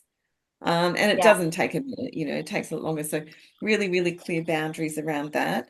Um, about that, and but also building up that life outside of work, like we were talking to Michelle about as well. So making sure that you're attending to those things like socializing with people that are important to you, having those hobbies that you do, having the exercise that you do, recognizing those early signs that you're getting burnt out. So for me, I know that I'm getting burnt out when I start to lose, like when I can't pay 100% attention when I'm in the room with a client. I'm like, okay, this is a sign that you need to be doing something, Karen, because I'm not being the psychologist I want to be if I'm not 100% present in the workspace. So that might be a sign that, some of you guys might recognize, like, well, I'm not being like the employee that I want to be. I'm not as invested. What do I need to do differently? And creating that clear boundary between work and personal life can really help actually improve your work satisfaction. Like if it's all blurry and everything's about work or everything's about study and being a student, then that's all consuming. It's not healthy for any of us. So yeah, a really clear boundary. What's work, what's study, what are the things that I can do outside of this? Like what is my identity outside of this? Is it, socializing with people? Is it going to the gym? Is it being a runner? Is it being a traveler? Um, is it getting into the kitchen and doing some cooking in a mindful way? So finding things that you love outside of work will also help naturally create those boundaries around work. Thank you. Mags, I'd love to hear you talk a little bit about work-life balance. What does it mean to you? How do you navigate that? And do you even think like work and life, is that a valid way to think of it, or is it all mushed together for you? Like, yeah. It's a little bit mushed together. And I think that's because I work from home. I think when you work from home, it is a lot harder to separate work-life balance. And to be honest, I'm probably pretty bad at it. But I can talk about some things that you can do. I think what Karen was talking about, like turning off your notifications is a fantastic way to just make that separation. I know some people who work from home, but they start their day by walking around the block and they finish their day by walking around the block. And it's a physical thing that they It's can do awesome. to think, now I'm at work and now I am finishing work. And I think that's really healthy as well. It is just about setting boundaries. The benefit from working from home is that you can be flexible so that you can kind of say, I actually don't mind working a little bit later in the day because that's now given me the opportunity to pick the kids up from school or, do the 3 loads of washing I had to do and prepare a nice healthy meal or whatever it is that's important for you. As long as that works for you, that's okay. Again, don't compare yourself to others. If you have a friend that clocks off at 6 o'clock every night and doesn't start again till 9 o'clock in the morning, that might work for them, but it might work better for you to start work at 10 because you've got things to do in the morning and work through till 7. So just work out what is important to you to get through your day, and set those boundaries so that you can hit it. I Yes. want to like when I first started working, just speaking transparently, when I started working as a TA, here at CG Spectrum, there was a lot to do, right? There was a lot of different people to speak to, a lot of different meetings to attend. And I mean, like, whatever situation you have in life, if you're working not remotely, right? And you actually have to drive out to a physical location, walk to a physical location, work in an office, work in a anywhere, right? Like if you have to interact with someone or numerous people, there's going to be a lot of things you have to do. Your life is going to get in the way. It might not always just be work, and work might always be there, and I like to kind of think about it that way, in that the work never goes away, right? Like if you got a stable working situation, your work is never gonna just disappear, unless, of course, obviously you're in a not stable working environment. But I think realistically, you can think, well, I'm not contracted, I'm not employed to work 12 hours a day, right? Like really put that into terms that work for you and say, well, since I have a normal 8-hour day, say you do, let's just say you do in a golden world, you have an 8-hour day to work with. What can you do in that 8-hour day that will support you at work? And then what are you doing in that remaining time that's supporting your life balance, right? Like if you are bringing that work home with you to just keep working, again, like you have it on your phone and you're just like, oh, well, I'll just keep checking my emails. I'm just like sitting on the couch now versus in my office chair. It's like, well, is that really like having a separate work-life balance? Like, no, you're actually causing probably more stress, more missed opportunities, honestly, because outside of work, you should, again, like Karen said, like nurture that social life, nurture your activities, the things that you uniquely love to enjoy doing.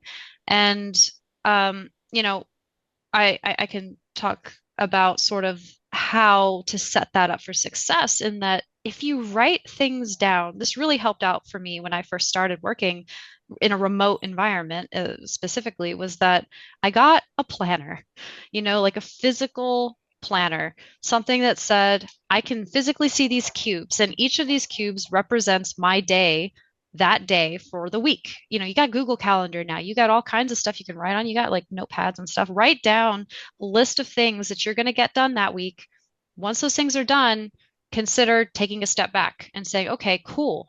Now I have now my job is done. I got the things that I needed to get done, and now I can comfortably leave work. I can go back to my family, I can go back to playing games, I can go back to studying, whatever it is. Carefully chart out your weeks, your days, so that you have a realistic sense of responsibility and then play. You have to have kind of a balance of both, right? I think. And that's just That to is so maintain important. general happiness. Yeah. So, try not to let that bleed over, genuinely, because that will, everything we talked about in this webinar so far, that's all going to come creeping up towards you building up in you, and it's going to be hard to see it. So, start taking those steps proactively, make those I have changes. lots of thoughts and opinions about work-life balance because I am still learning and working to get this right, as I think everyone does.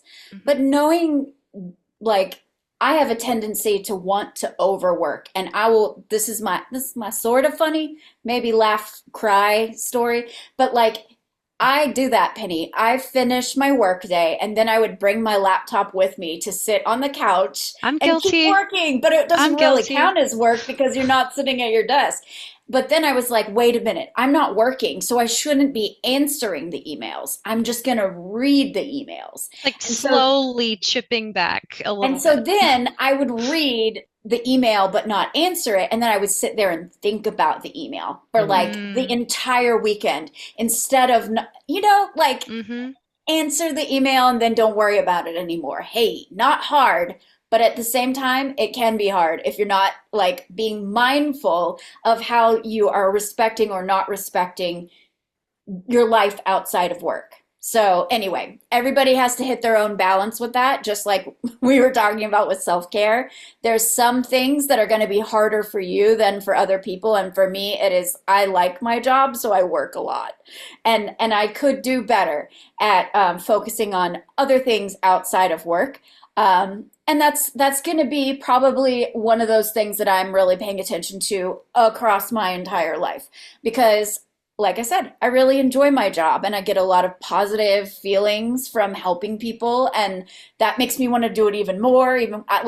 I even volunteer as a career coach at my local library because I enjoy this kind of work so much. So it does cross over if you let it. So anyway, you've got to figure out how that works for you, but focusing on your health overall as work being one piece of your overall life. Um, I like to say you can work anywhere, but all the little pieces that make up your life outside of work, that's where you really need to focus on like where am I living? What does my space look like? Do I feel happy and safe outside of my job? Like you can, there's a lot of things to consider outside of work that can really build your life in a beautiful way. So consider that if you are one of those people who maybe focuses on work more than you should. So, next thing is a Oh, this is, wonderful opportunity for us to learn a few things from our licensed counselor therapist, Karen. I'm just gonna totally like put myself on mute. And should I stop sharing the screen for now, Karen, or do you want me to leave it on this no, screen? it'll be good if you can leave it on the screen. Perfect. Yeah. Cool. And then I'm gonna All mute myself. right. Right. Okay. Hi everyone. I hope you've all enjoyed this webinar. I think it's been great. And I'm mindful that we like over time a little bit, but I think this exercise will be quite helpful for you. Well, I'm hoping that it is. So first of all, I want you to sort of like realize that we all have automatic negative thoughts. Like we can't control that first automatic negative thought that we have, but we can control where it goes after that. So first of all, what we're going to do is we're going to do this exercise called going down the pit, where we engage with our first automatic negative thought. So a lot of what we've been talking about is that this fear of failure. And I think it's something, that as we've said, it's a common experience for us, a universal experience. So I want us to all imagine that we're having this thought, I am going to fail. Doesn't matter what it's at, that I am going to fail. So think about that. Where do your thoughts go after that? So, oh yeah, I failed when I did blah, blah, blah. So I am going to fail again. What sort of sensations do you start to feel in your body? Like, so for me, I feel like, a bit fluttery in here. Other people might feel sensations in other parts of their body. And then you sort of like, you think about that, and then you might decide like, oh, I'm just going to go and eat, a couple of cakes. Like that's the behavior, like, because I'm going to fail. And then you feel worse. So you're like, oh yeah, I fail at everything. I even fail at trying to eat healthy. And then you have some more physical sensations that are happening in your body. And then you have more memories of the times that you felt like you failed. And you keep going down this pit, and it gets deeper and deeper and darker. And then you end up sitting on the couch, frozen, procrastinating, not doing anything. I think we can probably all that resonates with most of us in the team, and most of the people joining us. You've had that experience where you go down the pit, where you engage with that automatic negative thought, and down you go. Not productive, not helpful in any way whatsoever for any of us. So instead of going down the pit, I want to try something different. Okay. So let's go back to having that, first negative automatic thought where I am going to fail. Okay. So I'm going to fail, but we're not going to engage with it. So think about, I am going to fail, but now we're going to go stop. We're just going to do like a couple of breaths in and out, and we're going to reset. Then we're going to try the observe technique. Okay. So I love the observe technique. So let's observe when we think to ourselves, I'm going to fail. Let's observe where we feel that in our bodies. So do you feel it in your chest? If you drew a line around it, what would it look like? What color is it? What texture is it? Is it moving? Is it stagnant? Really picture that. The B is for breath. We're going to take 3 really deep breaths in and out.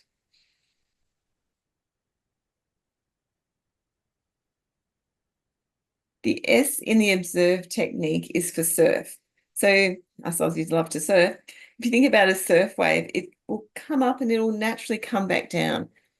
If you think about that first thought, if we feed it and feed it and feed it, it becomes an overwhelming tsunami. So we're just going to let that first thought, I am going to fail, just come up and come back down. And then we're going to think about this space here that we recognize when we're doing the observe section. We're just going to expand it, just move around that. Then we're going to refocus according to our values and what's important to us right now. Then we're going to engage in that activity. So the sort of thing I'm thinking about is, okay, say you guys are sitting down to do an assignment, and then you think, oh my God, I'm going to fail at this. And then you go down that pit, and then you don't end up doing the assignment.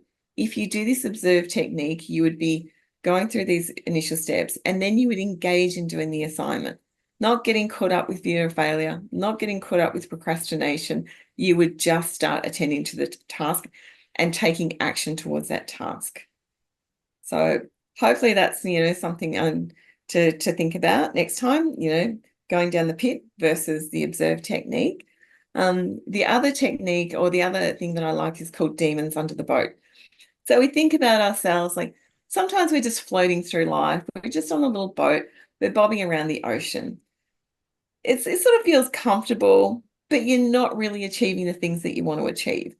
And so one of the things that you'll notice is if you set a goal, whether it's running a marathon, whether it's completing an assignment, whether it's like eating healthily, whatever it is, as soon as you set that goal and you start like rowing your boat towards that goal, the demons will come out from under the boat and they will start screaming at you. Who do you think you are? You can't do that. You're going to fail. You're stupid. You're this, you're that.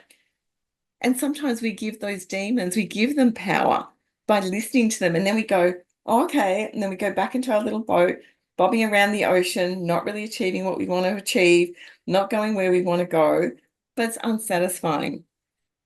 So I think also recognizing it's a very normal, universal human condition that when we start rowing towards our goals, whatever they are, demons will jump out from under our boat. And I think Renata talked about demons before in the chat, and it's about how we deal with those demons. We all have different ways of dealing with the demons to quieten the demons down, but as long as you're quieting them down and you're continuing towards whatever your goal is. So yeah, so that was just a few strategies I thought I would share with you guys. Hopefully they've been helpful. Thank you. I love them. Like so fantastic. Demons under the boat. Also, I think she also called them Tony. Demons, aka Tony. Okay. Now we're reaching the end of our seminar. We have just a couple minutes left, so maybe not a lot of time for Q&As, but if you did have a question that you wanted to ask and you haven't already put it in the chat, now's your chance. I'm going to talk for just a few minutes while you're formulating that question. Um, so if you are a current CG Spectrum student, I encourage you to check out the Wellness channel where we talk about things like this all the time, all the time. We also give out prizes to people for participating in our wellness challenges. This month, Penny has been doing some meditations with us, and we've been working through a 30-day journal that is based on different things to help you think about your mental health. I found it to be really fun and rewarding, and I think some other students have as well. So very grateful to Penny for being a leader in that way. I also am available to meet with you one-on-one to talk about careers if you are a student or alumni of CG Spectrum. But if you're not, we've still got things for you. We can offer that PDF of that journal that students have been working through. And there's also some mental health resources that are internationally based. If you are, like we were talking about, if you're experiencing some sort of crisis issue, the folks at CG Spectrum are not counselors or trained to help through crisis, but we can point you to folks who may be able to help.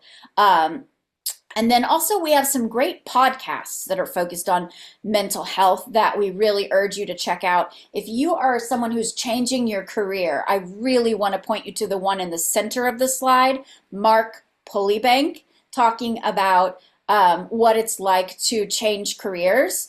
It's never too late to change a direction, just spoiler alert, but Mark goes into detail about that in a way that is kind, thoughtful, compassionate. So I encourage you to check that out. And we put a link to that in the chat.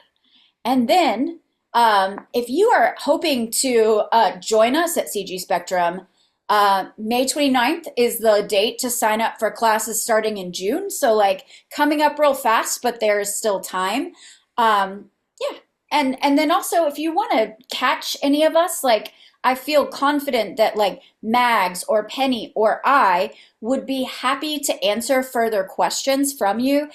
You can email hello@cgspectrum.com and say, I have a question for Mags, or I have a question for Penny, or for Holly, and they will forward your questions to us. I warned them that they might be coming along. So that's how you can get in contact with us in the future. Karen, I want to thank you so much for taking your time to offer your perspectives to our students.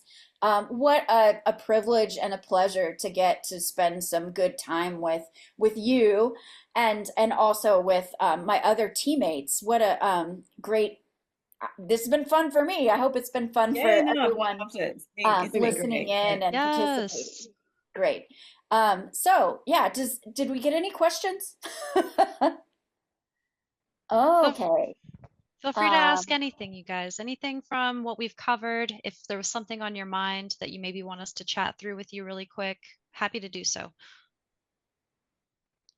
I feel like so many people could potentially, based on what we've talked about in this seminar, answer the wonderful question that a student sent us. And that is a little bit about feeling like they're a little getting older, switching careers, and feeling that pressure of failure or it's last minute, and then how to keep going in the face of a little bit of imposter syndrome, a little bit of fear of failure. Um, so there's not one right answer. I think we all know that. Um, but yeah, this is a very good question that sort of summarizes all of the issues that we've discussed. So I think we should send this person our our seminar recording and say, does this help? Um, and then, juggling a current job and learning art at the same time. Has anyone experienced that in our team that would want to do a quick response there before we head out? Well, I can say that I'm still currently learning. I have a full-time job. I have a life outside of, what I consider my CG spectrum space because it's very much a combination of my learning space, my socializing space with my peers, my student peers, those that are learning along with me. I'm not currently taking a class, but I was for a very long time, 2 years of study. So 2 years of study with full-time work. And I get it. I absolutely understand that even before I started working for CG Spectrum, I was working retail for, years, almost 11 years, almost 12 years of retail. So, having a I don't know, an understanding that you have priorities and you have responsibilities that you have to go for, right? Like you can't ignore them. So really, um, what are the things that you can identify in your day to day that you can minimalize, that you can reprioritize, that you can shift to other days that are less heavy? And what days in your week can you dedicate to self-care, right? So you can keep up with all of it. Because if you're constantly on the go, and I know how this is, you feel like it's exhausting when you don't have any sort of amount of personal time or you don't have any sort of breathing room, right? As a student slash full-time worker, um, maybe there's a conversation very realistically that needs to happen with whoever's in your social life, whether it be your manager, whether it be your teammates. What type of negotiation can you create in your workspace that works for you, right? That's a negotiation with yourself, a negotiation with your peers, whoever it is, to help you feel supported and get information quicker, more efficient, so that you're able to commit less time to study, less time to work, but in equal parts, what you need from those factors that will keep you energized and fulfilled, right? It's kind of a difficult thing to sort of explain because it looks different for everyone and what your own sensibilities are and what you're comfortable with, right? But let's just say like you have one full day dedicated to study. Keep that up, right? If you love that one day as your study, keep it like that. Indicate another day that's for self-care, that you can rest. The other rest of the days, you can worry about work, you can worry about everything else, but have some time for you to focus and recognize what your, I guess lastly, I'll try and make this short, but like recognize what your high productivity peaking times are. Because if you're trying to work late into the night, like on your studies and it's midnight and you're exhausted, that's not peak productivity time. You're not going to get anything really truly done at that point. Like you'll push through it, you'll succeed, but are you going to really feel comfortable and confident that your results are exactly what they could have been had you worked 3 p.m. in the afternoon during your peak work hours, during your peak time to study? Again, conversations might need to happen. What can you do in your personal life to shift and make positive changes that can provide both the balance and the activity that you need to stay happy and healthy? So that's all Thank I you, can say. Penny. Thank you Mhm. very much. I know that is work-life balance is it's mushing together, I think, is one thing we've all encountered, and that there's not one right answer for every person. I have one more question in the Q&A, and then I feel like we should zoom off into the ether and go about the rest of our days. Anthony asks a fantastic question about mindfulness. Sometimes sitting in mindfulness is not the best technique for every person. Are there some quick additional options for Anthony to research further that are alternatives to mindfulness if that has not proven to be a good technique? My puppy says barking is a good technique. He's done well to stay so quiet like through the whole thing.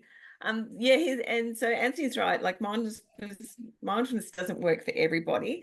The thing I would suggest is trying different things. Like breathing is something that's really anchoring for people. Wim Hof has some really good breathing techniques on YouTube, or there's box breathing.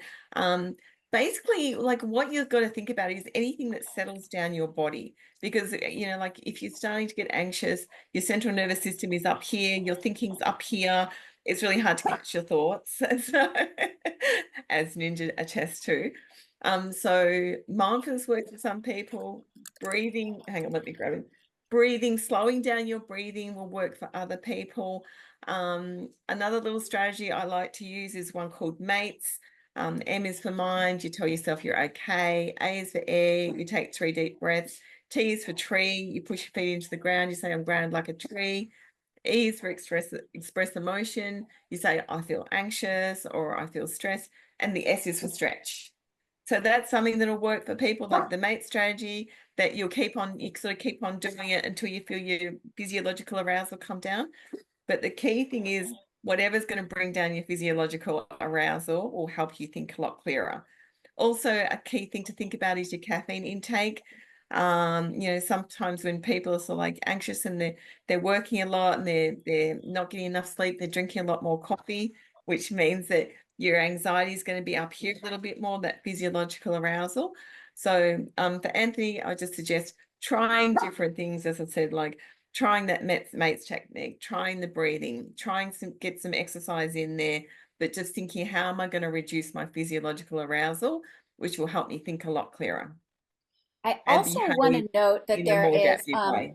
one of our guests put something in the chat.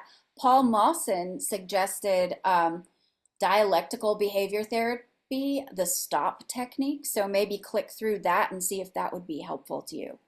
Okie dokie. I am so grateful to all of you for being here today, for the panelists and for the ghosts, the guests who joined us. Thank you for being here and for And the spending this time puppies. with us. I hope it was helpful to you. If you have more questions, don't stop here. The internet is vast and wide, and there are lots of good answers out there. Just be wise and don't be subject to any scams.